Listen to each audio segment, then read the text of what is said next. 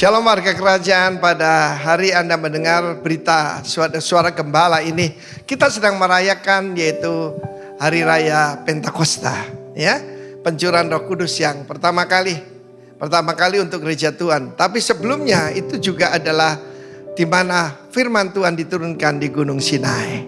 Dalam Kisah Rasul pasal 16 ada satu kejadian tentang pentingnya mengenali the source of authority.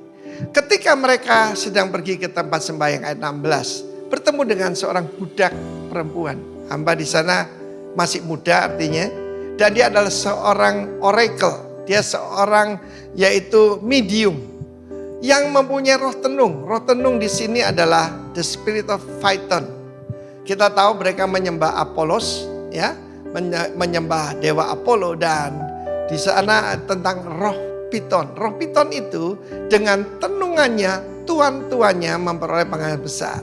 Jadi rupanya dia ini dikaryakan.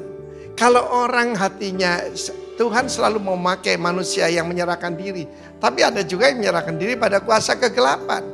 Saudaraku, roh Piton ini seperti gambaran pada ular piton. Ular piton itu tidak berbisa, tetapi melilit yaitu mangsanya dan kemudian dihancurkan.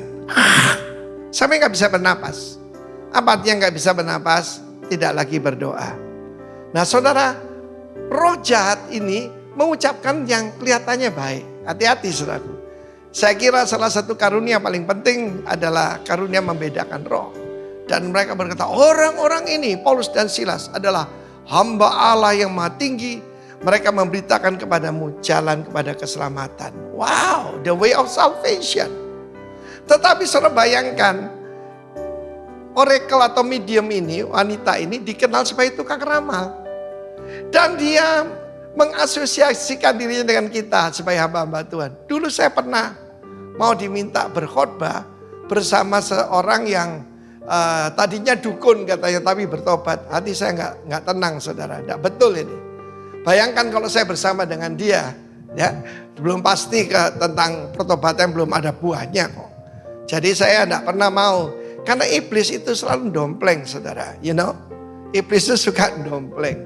Dan apa yang terjadi? Paulus nggak tahan lagi. Permulaan dia juga ragu-ragu, loh ini kok menyebut Allah yang maha tinggi, dan dia pakai otoritasnya. Demi nama Yesus Kristus, aku menyuruh engkau, siapa? Roh jahat itu, spirit of Phaethon, Piton. Keluar di perempuan ini, seketika juga keluar roh itu. Apa yang terjadi saudaraku? Gempar. Kota Filipi itu gempar. Ada tuan-tuan perempuan itu. Ada penguasa-penguasa. Ada pembesar-pembesar kota. Dan saudaraku, itu menggerakkan orang banyak. Saudara tahu bahwa apa yang anti kepada Kristus itu adalah roh. Bukan cuma politik, bukan cuma kelompok kepercayaan lain. Dan tuduhannya orang itu mengacau kota kita karena mereka orang Yahudi. Saudara lihat nih, rasialisme. Mereka mengejarkan adat istiadat yang kita sebagai orang Romawi tidak boleh menurutinya. Juga orang banyak. Saudara, kita tahu dalam Efesus pasal yang ke-6 bagaimana tatanan daripada kuasa kegelapan itu ada gubernurnya, ada bupatinya. Dan kita lihat di sini mereka menguasai bukan cuma eksekutif, legislatif, tetapi juga yudikatif. Perhatikan saudara di sini. Kita tidak melawan darah dan daging. Tetapi kemudian mereka dilemparkan ke dalam penjara, sebelumnya dihajar saudaraku. Mengoyakkan pakaian mereka. Karena apa? Karena mengusir setan. Dalam hidup saya mengusir setan, menyembuhkan orang sakit, malah dapat tantangan. Saudara saya dengar yaitu berita-berita yang lalu tentang Kisah Rasul 3 dan 4. Bagaimana kita menyembuhkan orang lumpuh sejak lahir, malah di penjara saudara. It happened in this life dan pada zaman seperti ini. But be strong in the Lord. Kenalilah sumber otoritasmu dalam nama Yesus. Amin.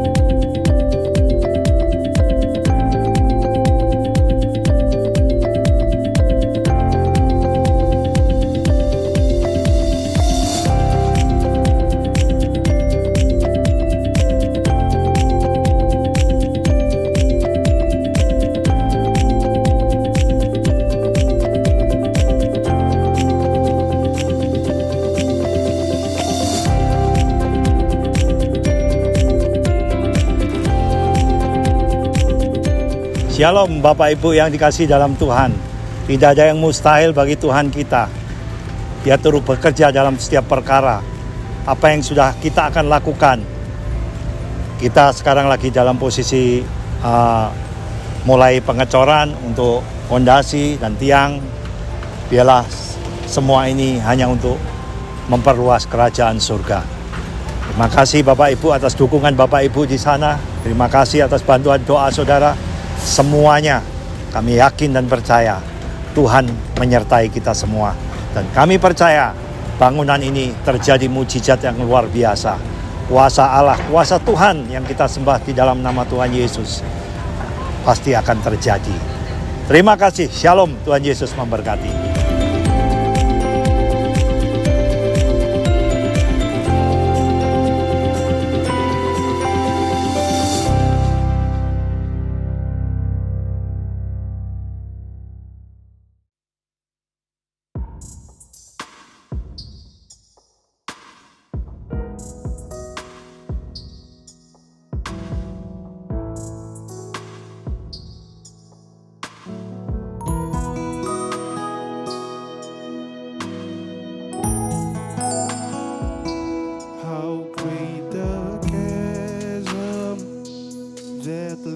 Between us, how high the mountain I could not climb.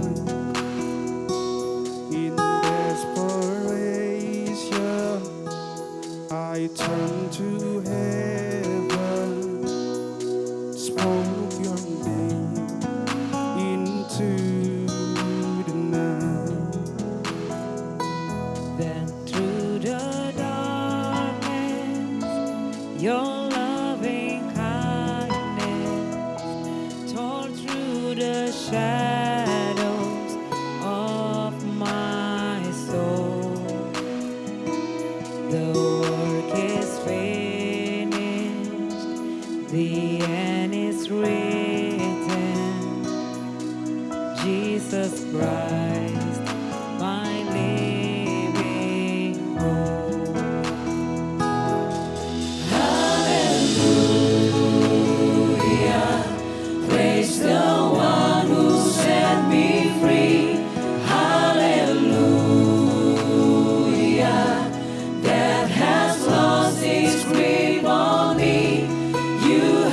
Broken every chain, there's salvation in your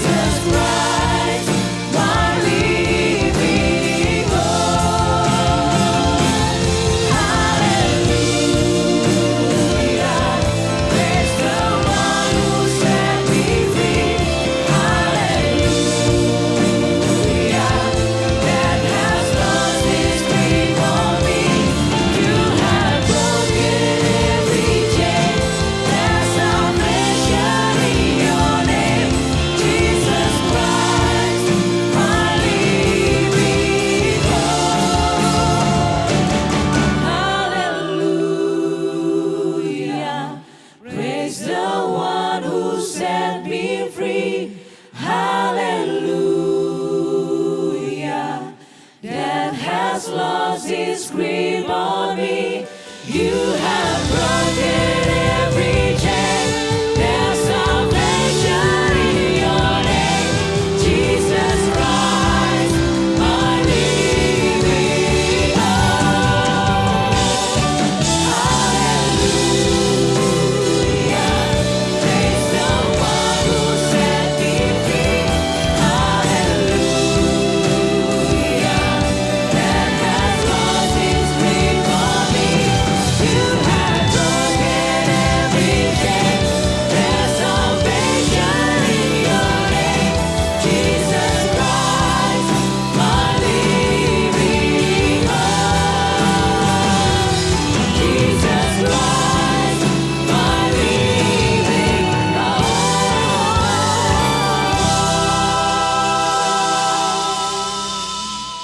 Jesus Christ, my living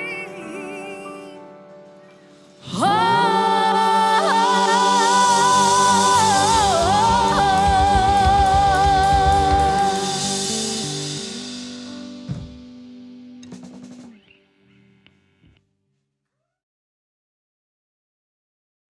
Shalom Bapak Ibu dan saudara-saudari sekalian, sebuah sukacita pagi hari ini kita bisa sama-sama berkumpul untuk kita mendengarkan kebenaran firman Tuhan di ibadah minggu pagi hari ini. Sebelum kita masuk lebih jauh dalam kebenaran firman Tuhan, mari kita sama-sama berdoa. Bapa kami yang baik, kami bersyukur Tuhan, kami ada di hadapan Tuhan karena kebaikan Tuhan, anugerah Tuhan yang melimpah dalam kehidupan kami hari lepas hari sampai dengan saat ini Tuhan Yesus. Terpujilah nama-Mu Tuhan. Biarlah pagi hari ini firman Tuhan yang akan kami pelajari bersama-sama Tuhan Yesus, ada hikmat yang baru dari Engkau sendiri Tuhan untuk kami mengerti, untuk kami belajar daripada-Mu. Terima kasih Tuhan Yesus, kami menyerahkan pemberitaan firman Tuhan pada pagi hari ini ke dalam tangan Tuhan. Haleluya, amin. Bapak, Ibu, dan saudara-saudari sekalian, minggu lalu kita sudah belajar tentang proclaiming the kingdom. Kita di tema di bulan ini, di bulan Mei 2024, kita terotorisasi untuk kita memberikan pengaruh, authorized to influence. Jadi pagi hari ini kita sama-sama masuk di bagian firman Tuhan dengan kesadaran penuh bahwa setiap kita yang percaya penuh pada Tuhan, kita taat akan firman Tuhan dan kita adalah anak-anak Tuhan, kita terpanggil dan kita diperlengkapi dengan kuasa dan otoritas untuk kita memberikan pengaruh untuk kerajaan Tuhan dipermuliakan. Dimanapun kita berada, di dalam ladang yang Tuhan percayakan dimanapun kita berada. Nah, topik minggu ini adalah impact of compassion. Pengaruh dari belas kasihan. Apa sih belas kasihan? Kita sangat sering dengar ini, bahkan di firman Tuhan kita sering baca tentang belas kasihan. Dan pagi hari ini kita mau highlight dari kata ini, compassion atau belas kasihan ini dan pengaruhnya dalam kita mempengaruhi kehidupan orang karena kita sudah diciptakan Tuhan untuk kita memproklamirkan kerajaan sorga dalam kehidupan kita. Ayat tema di bulan ini kita sama-sama baca di Lukas 9 ayat 1-2. Maka Yesus memanggil ke-12 muridnya, lalu memberikan tenaga dan kuasa kepada mereka untuk menguasai setan-setan dan untuk menyembuhkan penyakit-penyakit. Ayat yang kedua, dan ia mengutus mereka untuk memberitakan kerajaan Allah dan untuk menyembuhkan orang. Nah, lebih jauh lagi di minggu ini ada ayat firman Tuhan yang sama-sama kita pelajari di Matius 9 sampai ayat yang ke-13 berkata demikian, jadi pergilah dan pelajarilah arti firman ini. Yang ku kehendaki, ku di sini K besar yaitu Tuhan. Tuhan Yesus berkata yang ku kehendaki ialah belas kasihan dan bukan persembahan. Karena aku datang bukan untuk memanggil orang benar melainkan orang berdosa. Yang saya mau highlight di Matius 9 ayat 13 adalah yang ku kehendaki. Jadi ini kita saat kita mempunyai belas kasihan, saat kita memberi dampak bagi orang lain karena kita punya hati yang berbelas kasihan, kita melakukan kehendak Tuhan Bapak Ibu. Yang Tuhan kehendaki belas kasihan dan bukan persembahan. Bukan hanya yang kita bisa berikan kepada Tuhan lewat persembahan, tapi apa yang bisa kita lakukan. Hati seperti apa yang kita bisa keluarkan dalam tindakan yang memuliakan nama Tuhan. Di Lukas 9 ayat 1-2, Tuhan Yesus juga bilang, Tuhan Yesus manggil dan memberikan tenaga dan kuasa. Kita semua sebagai murid Kristus, amin, kita diberikan tenaga, kita diberikan kuasa. Jadi kita diperlengkapi, bukan karena kita bisa, tapi karena Tuhan sendiri yang memampukan kita. Dan setelah diberikan tenaga dan kuasa, ia mengutus mereka untuk memberitakan kerajaan Allah dan untuk menyembuhkan orang. Jadi setelah kita diperlengkapi, lalu kita diutus. Amin. Kalau begitu, mengapa belas kasihan ini menjadi topik yang harus dibahas di minggu ini, Bapak Ibu? Karena belas kasihan inilah yang menjadi penggerak hati Tuhan, penggerak Tuhan saat dia memproklamirkan kerajaan sorga saat Tuhan Yesus ada di bumi gitu. Jadi kita sudah belajar minggu lalu di kakak kita masing-masing, kerajaan sorga adalah tempat, tapi kerajaan sorga adalah sistem. Jadi sistem ini yang mau kita jalankan, sistem ini yang harus kita hidupi, yang harus kita tularkan dimanapun kita berada. Hati yang berbelas kasihan ini yang harus kita bawa kemana-mana gitu, sebagai identitas kita dan sebagai penggerak utama saat kita berada di titik tertentu dalam kehidupan seseorang gitu. Baik itu keluarga kita, teman, mungkin di rekan sekerja, karyawan, dimanapun kita berada, kita percaya kita bergerak dalam identitas kita sebagai anak Kristus. Matius 9 ayat 36 berkata, melihat orang banyak itu, tergeraklah hati Yesus oleh belas kasihan kepada mereka, karena mereka lelah dan terlantar seperti domba yang tidak bergembala. Hati Yesus tergerak oleh belas kasihan. Jadi bukan hanya karena melihat orang lain susah, tapi belas kasihan ini yang menggerakkan Tuhan Yesus untuk bertindak gitu.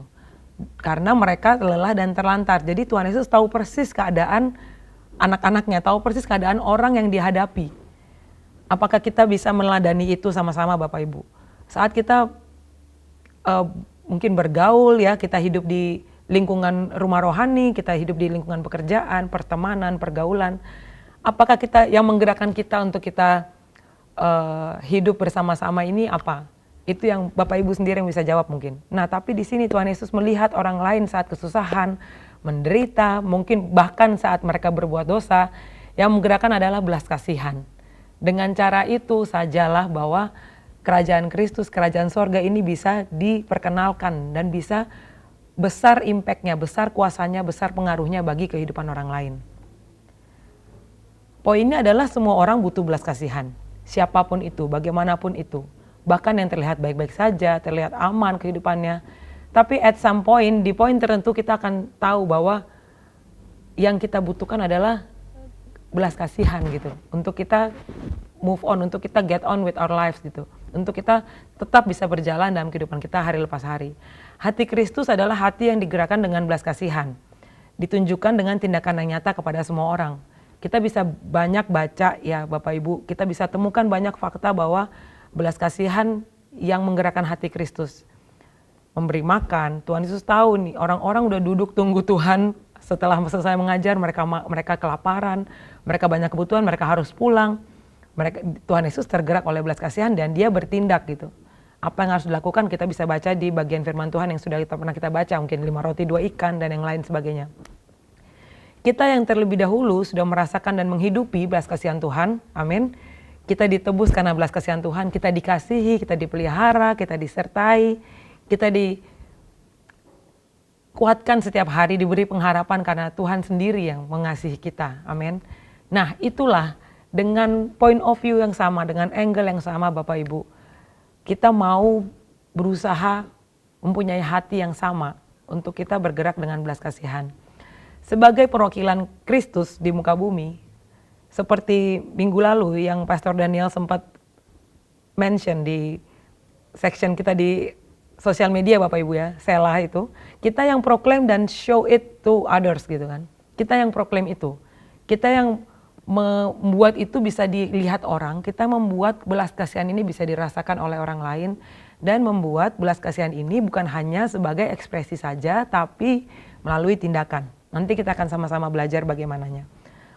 Dan kepentingannya apa? Bukan untuk supaya, oh dia orang baik ya, oh dia ternyata begini. Bukan untuk kita, bukan untuk kita yang dikenal sebagai orang yang seperti yang kita mau mungkin, atau untuk pencitraan-pencitraan mungkin ya. Tapi lebih dari itu Bapak Ibu.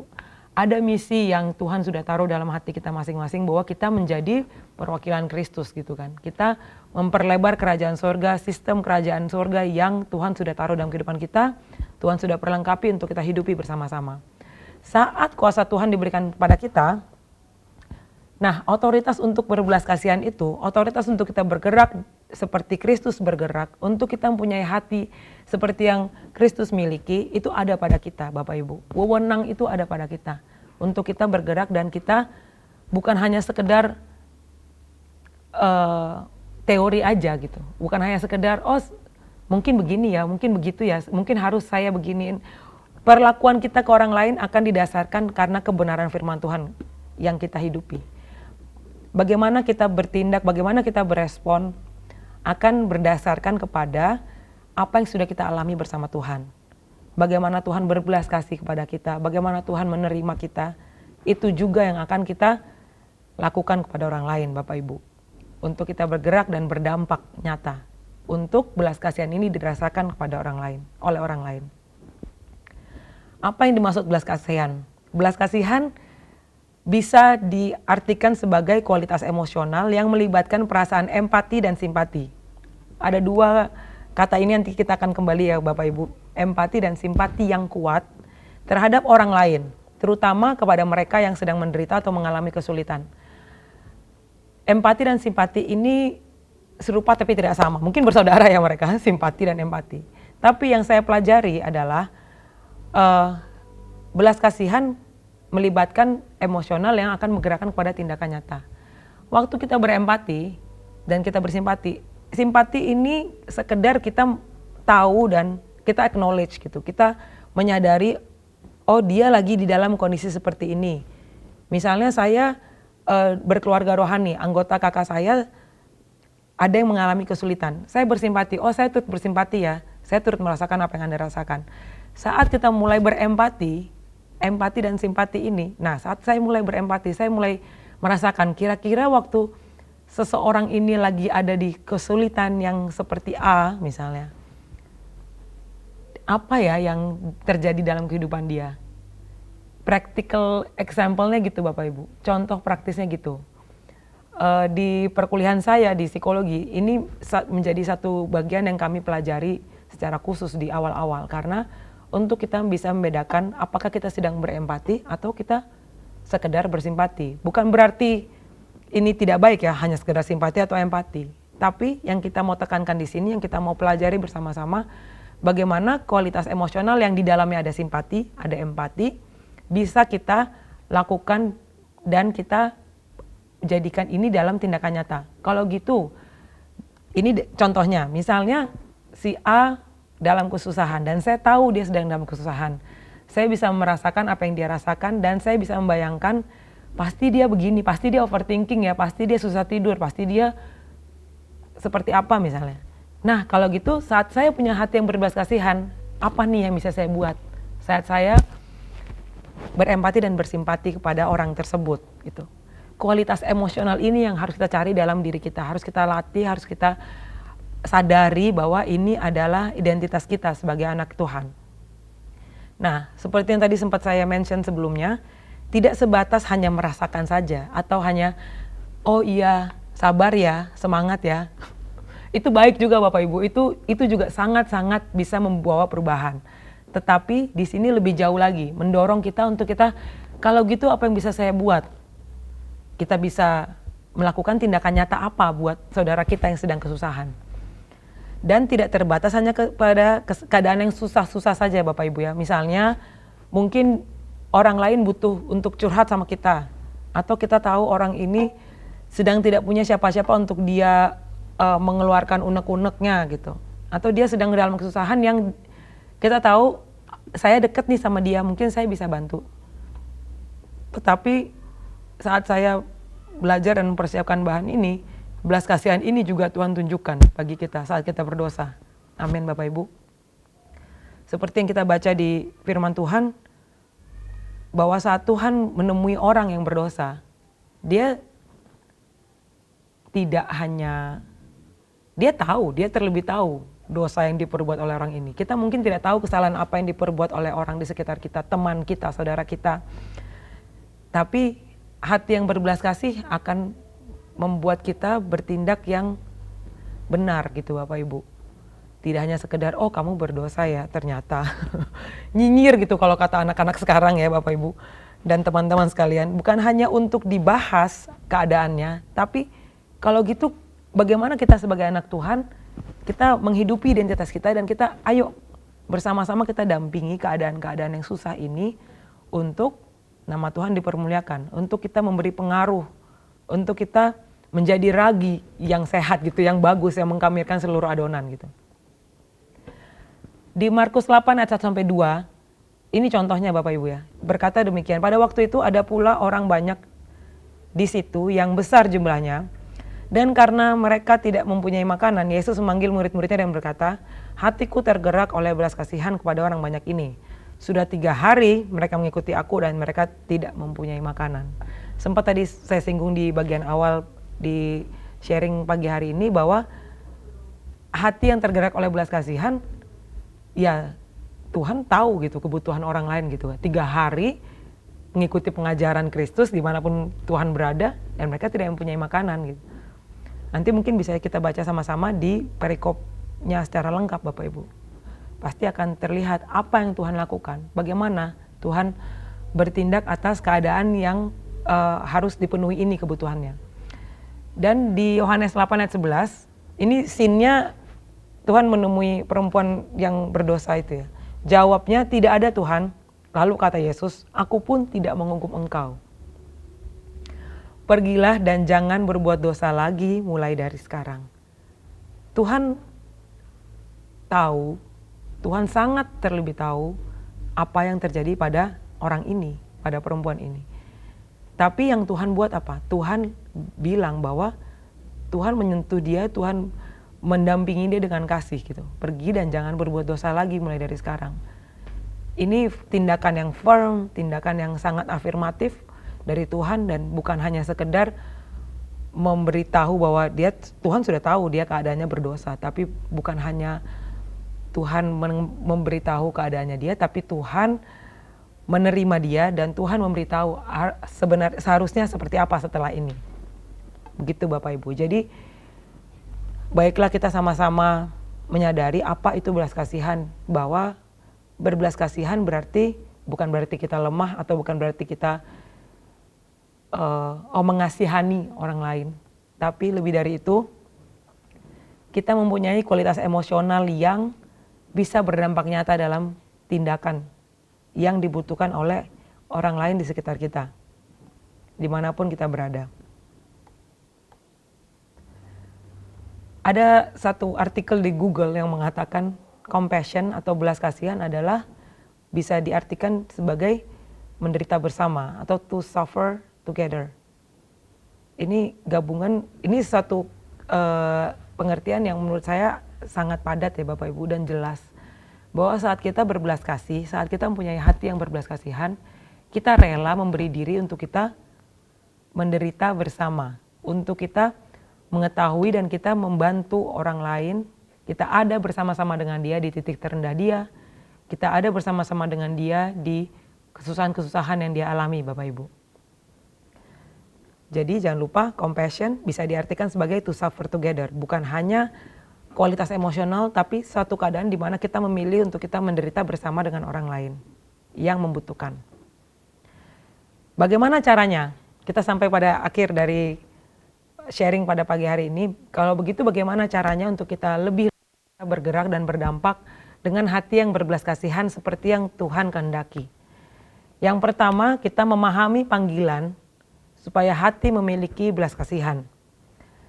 Seperti yang kita sama-sama sadari Bapak Ibu ya, kita sebagai anak Tuhan, kita sebagai orang-orang panggilan, kita menghidupi identitas kita sebagai warga kerajaan, amin. Nah, kita paham, seharusnya kita paham dulu nih Bapak Ibu, waktu kita mengiyakan panggilan kita untuk kita semakin taat, semakin dalam, semakin hidup berjalan bersama Tuhan, kita mau bergerak seperti Tuhan bergerak, kita mau punya hati seperti yang Tuhan miliki gitu kepada kita, yang sudah kita rasakan. Jadi yang pertama kita harus paham dulu Bapak Ibu, oh panggilan itu ada pada saya, identitas itu ada pada saya, dan otoritas itu ada pada saya untuk saya bergerak memiliki belas kasihan. Di Kolose 3:12 berkata, karena itu, surat Paulus ya, sebagai orang-orang pilihan Allah yang dikuduskan dan dikasihinya, kenakanlah belas kasihan, kemurahan, kerendahan hati, kelemah lembutan, dan kesabaran. Kita udah sering banget baca ayat ini Bapak Ibu, tapi saat kalau di surat Kolose ini dituliskan bersama-sama, berarti ini tidak bisa dipisahkan Bapak Ibu, menurut saya ya. Kenakanlah belas kasihan, jadi kita punya belas kasihan, kita punya kemurahan, amin. Kita punya kerendahan hati, kita punya kelemah lembutan, dan kita punya kesabaran. Ini semua menurut saya sangat memperkuat, sangat menjadi suplemen untuk spiritual muscle kita bergerak gitu Bapak Ibu. Kalau kita mau mengendure, kita mau melewati masa-masa yang sukar bersama dengan orang lain, berarti kita harus mengenakan 4 karakter ini. 5 karakter ini. Belas kasihan, kemurahan, kita murah hati, kita murah untuk memberi waktu kita, telinga kita mungkin, untuk kita memberi nasihat. Kita punya kerendahan hati untuk kita mendengar mungkin banyak kejadian-kejadian atau keadaan yang tidak seperti yang kita duga. Kita punya kerendahan hati untuk kita melepaskan ego kita, untuk kita membantu orang lain. Kita punya kelemah lembutan untuk kita tahu bagaimana kita memberi nasihat kepada orang lain. Hati yang lemah lembut untuk kita menghadapi keadaan-keadaan yang sukar gitu. Dan kita punya kesabaran. Ditutup dengan kesabaran Bapak Ibu ya. Jadi sabar untuk mengendure segala sesuatu. Kita udah sering dengar di pengajaran kita di gereja bahwa sabar adalah long suffering ya, penderitaan yang panjang. Compassion to suffer together. Jadi kalau sabar dan berbelas kasihan berarti menderita dengan panjang dan bersama-sama. Ya mungkin terkadang ini tidak semudah yang dibicarakan atau saya ungkapkan di pagi hari ini, tapi ini kan yang sedang kita hadapi hari-hari ini. Kita harus sabar, kita harus murah hati, kita harus lemah lembut. Kita lemah lembut untuk kita semakin bisa diajar, kita lemah lembut untuk kita bisa mendengar nasihat dari orang lain, untuk kita bisa lebih baik, untuk kita bisa lebih lagi dengar firman Tuhan, kita harus punya hati yang lemah lembut. Karena kita telah ditebus dan dikasihi Bapak Ibu. Dan kita dipanggil untuk Kristus telah hidup. Untuk hidup seperti Kristus telah hidup. Ya kan Bapak Ibu, kita mencontoh Tuhan terus setiap hari. Kita meneladani cara Tuhan, kita meneladani hati Tuhan. Kita mau, Tuhan bagaimana ya Tuhan saya menghadapi situasi A, situasi B. Kita mau, kita dapat langsung dari sumbernya itu Kristus sendiri. Kita mau hidup kita berbuah karena kita tinggal dalam Tuhan dan buah itu dinikmati oleh orang lain. Dan belas kasihan ini yang terekspresikan dalam tindakan nyata adalah juga menjadi ekspresi iman kita Bapak Ibu. Ekspresi bahwa ini iman saya, ini buah dari kehidupan saya sebagai anak Tuhan, dan ini ekspresi kasih kita juga kepada orang lain. Kita bukan hanya mengasihi pada saat-saat yang mudah, tapi kita mau untuk kita mengasihi pada saat-saat yang juga sukar. Yang kedua, jadi yang pertama kita memahami dulu panggilan bagi setiap kita untuk kita punya hati yang memiliki belas kasihan. Yang kedua, kita mau berkorban bahkan mengasihi musuh. Matius 5 ayat 44 berkata, "Tetapi aku berkata kepadamu, kasihilah musuhmu dan berdoalah bagi mereka yang menganiaya kamu. Karena dengan demikianlah kamu menjadi anak-anak Bapamu yang di sorga, yang menerbitkan matahari bagi orang yang jahat dan orang yang baik, dan menurunkan hujan bagi orang yang benar dan orang yang tidak benar." Ayat yang ke-44 dan 45 ini menjelaskan bagi kita untuk kita bertindak Bapak Ibu, bertindak dalam kasih. Dan nyata sekali ya, kita disuruh mengasihi musuh. Yang notabene berarti kita tidak hubungannya tidak baik-baik saja, tapi kita harus punya hati yang mengasihi. Yang kedua, kita disuruh berdoa. Bahkan bagi orang yang menganiaya kita. Ini kan sangat bertolak belakang Bapak Ibu. Berdoa untuk memberkati, berdoa untuk supaya keadaannya semakin baik dan sebagainya. Ini kan sangat bertolak belakang, tapi inilah yang dikatakan berkorban. Karena dengan demikianlah, menjelaskan dan dijelaskan kan Bapak Ibu di ayat 44 dikatakan tindakan yang harus kita perbuat. Yang di ke-45 Tuhan bilang bahwa karena dengan demikianlah ini menjadi bukti bahwa kita adalah anak-anak Tuhan. Kita adalah dengan demikianlah kamu menjadi anak-anak Bapamu yang di sorga. Tuhan ada bagi semua orang. Seperti di bagian ayat berikutnya, yang menerbitkan matahari bagi orang yang jahat dan orang yang baik, dan menurunkan hujan bagi orang yang benar dan tidak benar. Jadi Tuhan ada bagi semua orang. Apakah kita mau berkorban dari kenyamanan kita, dari mungkin hal-hal yang tidak mudah, yang kita harus belajar kita lakukan.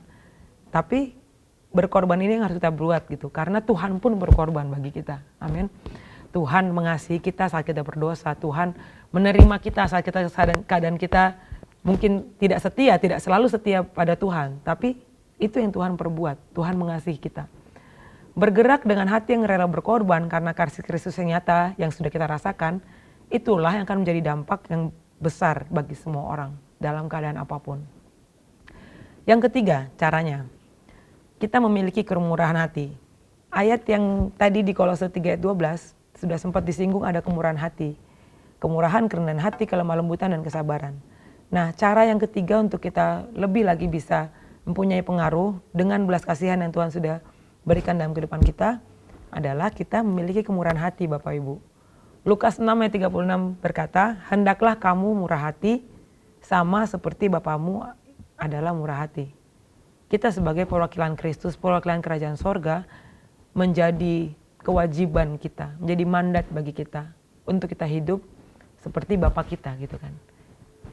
Kalau Bapak Ibu dengan anak-anak Bapak Ibu, saya dengan orang tua saya dan saudara-saudara saya, ya kita kan, karena kita nearness is likeness ya, kalau kata Pastor Harold dulu. Semakin kita dekat dengan Bapa, semakin kita tahu Bapa kita seperti apa. Semakin kita tahu nih hatinya Bapa kita ini seperti apa. Semakin kita menjadi autopilot gitu untuk kita mengenali apakah saya sudah murah hati, apakah saya punya hati yang seperti Kristus mau, apakah saya punya hati yang mengasihi. Itu sebenarnya sudah bisa jadi evaluasi atau cermin yang cukup valid menurut saya untuk kita tahu dengan firman Tuhan bahwa kita, oh saya sudah melakukan tindakan ini seperti Kristus atau belum. Seperti Lukas 6 ayat 36 ini bilang bahwa kita murah hati sama seperti Bapa kita adalah murah hati. Kalau kita bilang kita anak Tuhan, apakah kita sudah punya hati yang murah hati? Apakah kita sudah hidup seperti Bapa kita? Apakah kita sudah hidup seperti firman yang kita pelajari setiap hari, yang kita baca setiap hari, yang kita renungkan setiap hari? Kemurahan hati dan belas kasihan bisa dianalogikan seperti tangan dan kaki Kristus. Jadi waktu kita tangan dan kaki kita bergeraknya bisa linear kadang-kadang ya Bapak Ibu, bersama-sama atau sendiri-sendiri, tapi fungsinya kan sama. Dia membantu kita bergerak yang tidak bisa dipisahkan Bapak Ibu. Nah, bergerak bersama dalam tindakan nyata ini, dalam kemurahan hati, itu yang bisa membuat belas kasihan ini jadi semakin dirasakan oleh orang lain. Impact-nya akan semakin besar. Karena identitas kita ini yang kita hidupi, dan itu yang kita bawa kemana-mana. Saat orang lain memiliki kemurahan hati, saat kita memiliki kemurahan hati kepada orang lain, dan juga itu dikenali, yang mendapat kreditnya yang jadi semakin dikenal adalah Tuhan. Amin.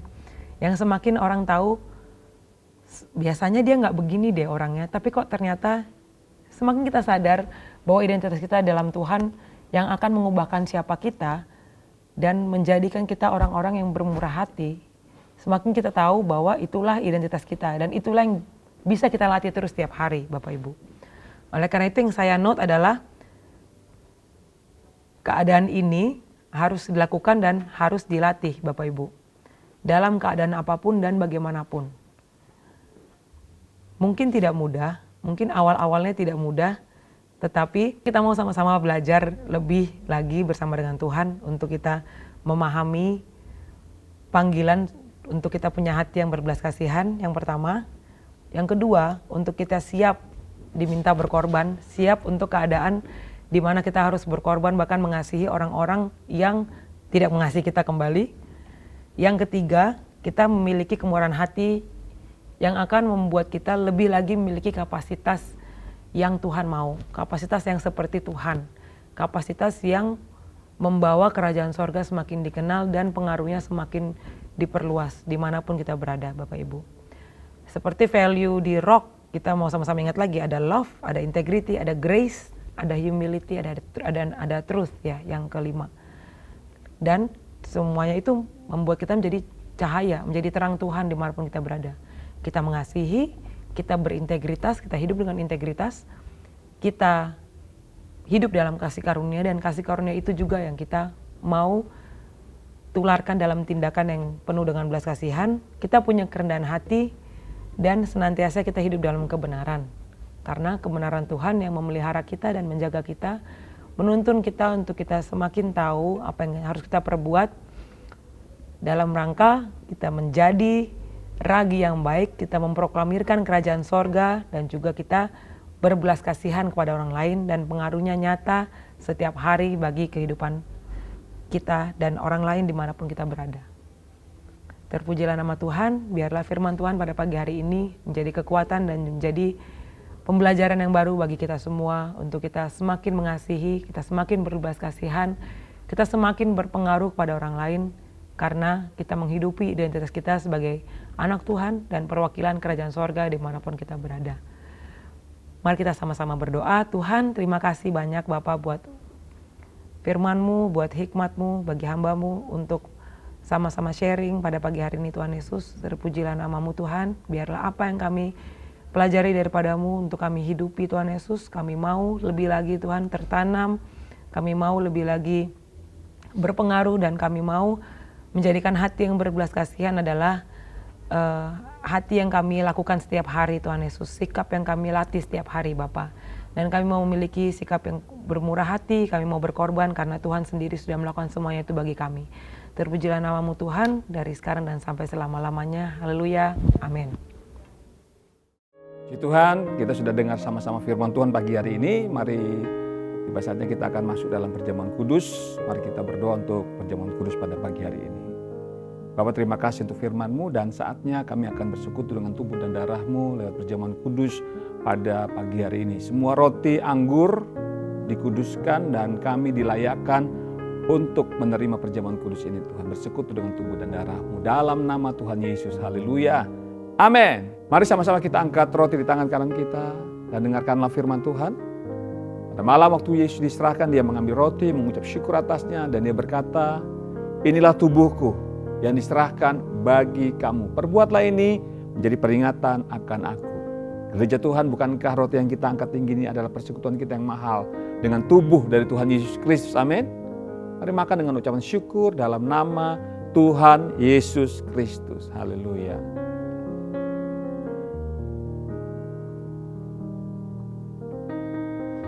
Terima kasih Tuhan. Terima kasih. Mari angkat sama-sama cawan di tangan kanan saudara. Setiap kali kita melakukan perjamuan kudus ini mengingatkan kita akan 3 hal. Yang pertama, aku atau egoku sudah disalibkan bersama dengan Tuhan Yesus. Yang kedua, tubuh dan darahnya adalah makanan untuk roh manusia kita. Dan yang ketiga, supaya kita tidak menjadi lemah dan putus asa. Kemudian Yesus mengambil cawan, dia mengucap syukur atasnya dan berkata, ini adalah cawan perjanjian baru yang dimeteraikan oleh darahku. Perbuatlah ini menjadi peringatan akan aku. Gereja Tuhan, bukankah cawan yang kita angkat tinggi ini adalah persekutuan kita yang mahal dengan darah dari Tuhan Yesus Kristus. Amin. Mari minum dengan ucapan syukur dalam nama Tuhan Yesus Kristus.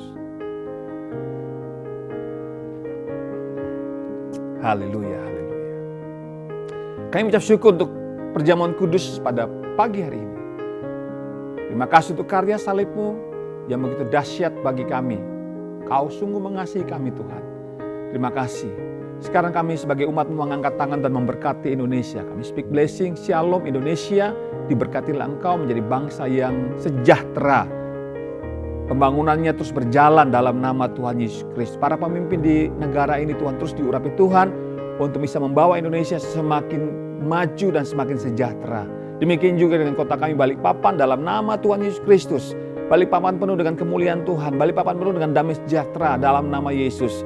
Kami berdoa supaya pembangunannya terus berjalan dan berhasil di dalam nama Tuhan Yesus Kristus. Persiapan-persiapan untuk menjadi kota penopang IKN Nusantara. Kami percaya semua akan siap tepat pada waktunya Tuhan. Dan Balikpapan akan menjadi kota yang dicari-cari. Banyak orang akan datang ke kota ini Tuhan. Bukan hanya sekedar mencari sesuap nasi, tapi mereka akan membangun kota ini dalam nama Tuhan Yesus Kristus. Kami angkat tangan untuk pembangunan Rock Gateway terbangun oleh anugerah Tuhan. Semua perencanaan proyek kontraktor yang bekerja, tukang-tukang yang bekerja, mereka bekerja dengan hati yang takut akan Tuhan. Sehingga Rock Gateway terbangun dengan kuat kokoh di dalam nama Tuhan Yesus Kristus. Kami percaya semua yang dibutuhkan termasuk dana, kami percaya Tuhan sudah sediakan di dalam nama Tuhan Yesus Kristus. Terima kasih Bapak, terima kasih Tuhan. Para pemimpin di gereja ini Tuhan, Rock Balikpapan, mulai dari Pak Heros sebagai gembala, dan seluruh para pengurus gereja ini Tuhan, para pastor, para diaken Tuhan, dan juga gembala-gembala kakak, semua dalam urapan Tuhan, semua dalam semangat yang sama untuk membangun manusia menjadi manusia-manusia yang manusia-manusia kerajaan Allah dalam nama Tuhan Yesus Kristus.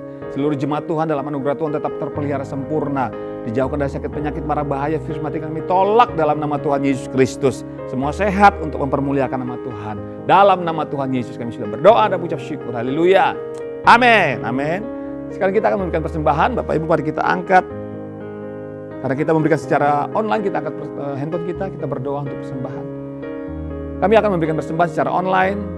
Tuhan memberkati persembahan kami. Kami memberi dengan cinta karena kami sudah diberkati Tuhan. Dalam nama Tuhan Yesus Kristus, kami sudah berdoa dan mengucap syukur. Dan sekarang mari angkat tangan sama-sama kepada Tuhan. Arahkan hatimu kepada Tuhan. Terimalah berkat Tuhan. Aminkan dengan antusias semua berkat yang datang kepada saudara. Sebab kehendak Tuhan kau semakin naik dan tidak pernah turun. Engkau menjadi kepala dan bukan ekor. Keluar masukmu pasti diberkati Tuhan.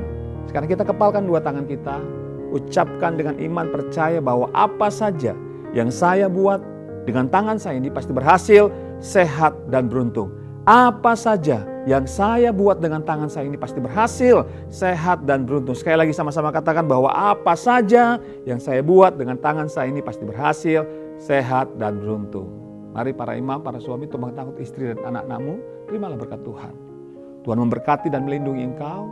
Tuhan menyinari engkau dengan wajahnya, memberikan kasih karunia, menghadapkan wajahnya kepadamu, memberikan damai sejahtera, sukacita, berlimpah-limpah dalam pengharapan mulai hari ini, pagi ini, sampai selama-lamanya.